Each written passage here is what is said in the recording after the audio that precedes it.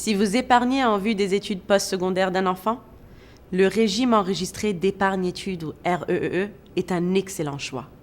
En effet, le REEE vous offre les avantages de la croissance, des fonds à l'abri de l'impôt.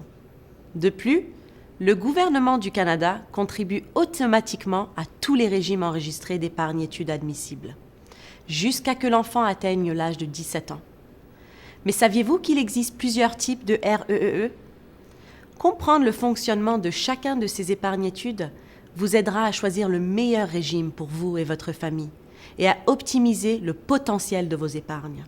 Vous devez d'abord savoir qu'un REEE individuel est établi au profit d'un seul enfant. Cet enfant n'a pas à être uni par les liens du sang avec la personne qui cotise au régime. Vous pouvez donc en ouvrir un pour la fille de votre meilleur ami, par exemple, ou pour votre filleule.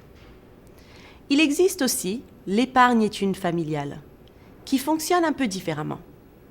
Le cotisant doit être uni au bénéficiaire par les liens du sang ou par l'entremise de l'adoption.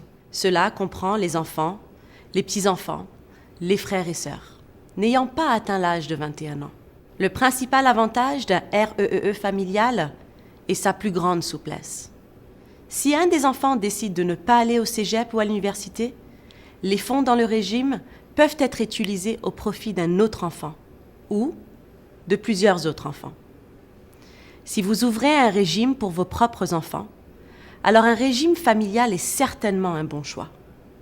Vous pouvez y ajouter des bénéficiaires si votre famille s'agrandit et repartir les fonds en fonction des besoins de chacun des enfants, une fois qu'ils auront commencé leurs études postsecondaires.